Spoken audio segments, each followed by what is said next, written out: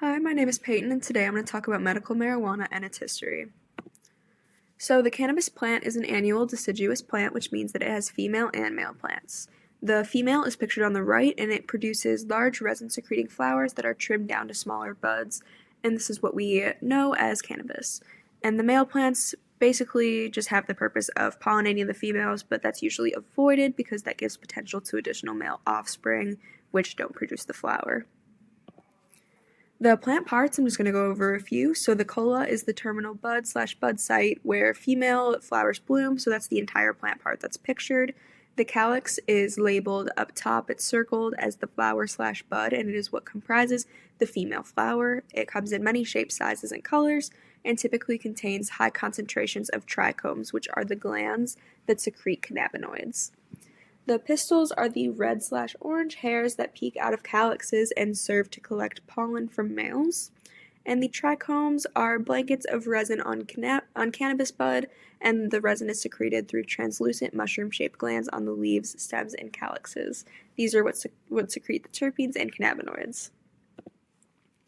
The two species that most of us are most familiar with are sativa and indica. So sativa is pictured on the left, and it originated in warmer to tropical climates of Asia, the Americas, and Africa. It has energetic, cerebral, inspiring effects. And indica, pictured on the right, originated in present-day Afghanistan and has more corporal effects, and they're described as more physical, relaxing, and couch-locking. As for the interactions in the body, cannabis produces over 700 chemical compounds, best known being THC.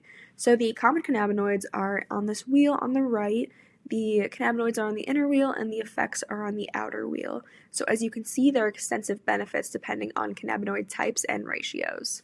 There are also potential adverse effects, including lightheadedness, rapid heartbeat, dry mouth, red and irritated eyes, coughing, and anxiety. Less than 10% of users will become dependent, and we will discuss why in just a moment.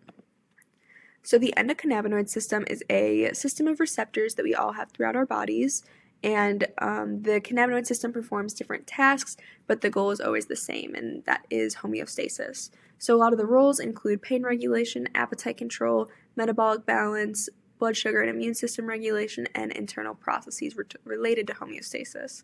There are two main receptors, the CB1, which is linked to cognition, emotions, appetite, and motor coordination, and then CB2, which is linked to the immune system. So our bodies make endocannabinoids when we're hungry, when we're exercising, when we're stressed, in pain, and certain times of the day. For example, when our stress increases, endocannabinoids also increase, and our cortisol decreases. Cannabis, and THC specifically, mimics the endocannabinoid system, and so when using THC, the system downregulates, and this is because of the sensed overactivity. So this is why some people become dependent, because with excessive use, the system can downregulate almost completely and just stop producing the endocannabinoids. So medical use is kind of complicated to talk about because most reliable information about medical cannabis is from underground and not medical research. This is because any peer-reviewed medical research is supervised by the U.S. government, which still maintain that cannabis is a dangerous drug. However, we do know that there are therapeutic uses of THC, such as controlling nausea, assisting with insomnia, mild to moderate pain relief, appetite stimulation, treating symptoms of depression, and more. There are also multiple conditions that it treats, such as IBS, migraines, glaucoma, cancer, terminal illness, AIDS, autism, PTSD, and more. CBD is also another important one. It is good for pain relief, anti-anxiety, symptoms of depression. It has anti-inflammatory properties and more. It treats migraines, anxiety, epilepsy, etc. You can take in medical marijuana in many forms, including edibles, dried flower to smoke, pills, powder, oils, and liquids. So the history of cannabis, the first recorded use of cannabis as medicine is in China in 2737 BC. It was prescribed to the emperor to treat gout, malaria, poor memory, and more.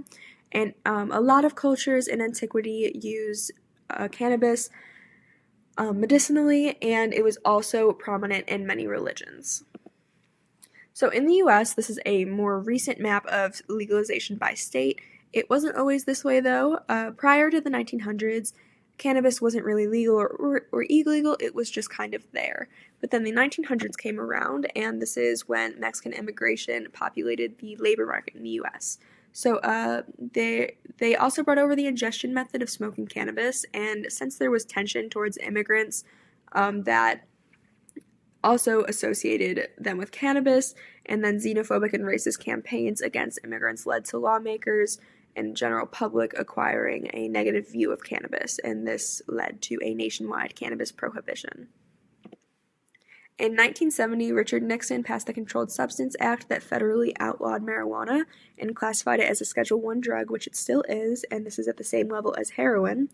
This means that it has a high potential for abuse and no accepted medical use. So to take a break from the science and history, in 1971 is when 420 originated. A group of pot smokers at San Rafael High School got a map to a wild marijuana patch and decided to meet at 420 one day every week to search for it. They would remind each other in the halls by saying 420. They never ended up finding the field, but they did leave a big legacy behind them. Dennis Perone was a huge activist in the legalization of marijuana, and he was based in San Francisco. So he served 2 terms in the Vietnam War and came back in 1971 with a duffel bag of multiple kilos of cannabis from Thailand. The marijuana movement was very underground at this point because of the recent passing of the Controlled Substance Act, but Dennis was not afraid of law enforcement and was therefore more public and got caught multiple times. This was during the same time period as the AIDS epidemic, and as a gay man in a very queer community, Dennis advocated for AIDS patients and made huge efforts to supply them with marijuana specifically. And pictured on the right with Dennis is Brownie Mary, who was also big in the movement, and she made pot brownies for AIDS patients to increase their appetites. Dennis also ran the Cannabis Buyers Club specifically for AIDS patients, but there were also many other patients with other conditions there. Brownie Mary sold her brownies here as well. It offered a safe space to purchase and use cannabis medicinally for patients of varying demographics, different conditions, different ages, different groups. And let's see, in 1996, Dennis authored and advocated for Proposition 215, which exempted patients and caregivers in possession of cannabis or cultivating it from any cannabis laws. They gained too much support, and the Attorney General ended up ordering a raid on his cannabis club, shut it down, and arrested him. But not long after, it was passed with 56% of the vote. This triggered a lot of research and education about cannabis, and it encouraged other states to follow suit. And let's see, he passed away in 2018, but he still has a big legacy in marijuana communities and is known as the man who legalized cannabis. Because of the Schedule I status that cannabis holds, the states have to change any policies, and most states started with decriminalization, went to medical legalization, and then recreational. So the red dots represent medical legalization, and the blue represent recreational. As you can see, California was the first medical legalization in 1996, and then in 2012, Colorado and Washington were the first recreational legalizations.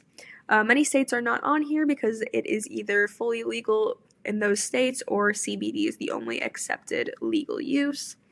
However, a majority of Americans do support full legalization, both medically and recreationally. So the cannabis industry today is a multi-billion-dollar industry. It has very extensive processes for production and distribution, and something that comes with this that's a downfall for them is that they are taxed higher. So because it is a Schedule I drug, it is taxed 3.5 times higher than the normal rate for other businesses. There are not normal deductions such as payroll, rent, and utilities, and they have an effective tax rate of 70% or higher, while the normal is 21%. Like I said, the government can do this because it's a Schedule I drug, and they continue to keep it as a Schedule I drug despite the research because they get a lot of money for it. This makes cannabis costs higher for both patients and recreational users, but we are primarily focusing on patients for these purposes, so if these laws changed and these taxes changed, it would be more readily available and affordable to patients in need. These are my sources, and these are my photo sources. Thank you.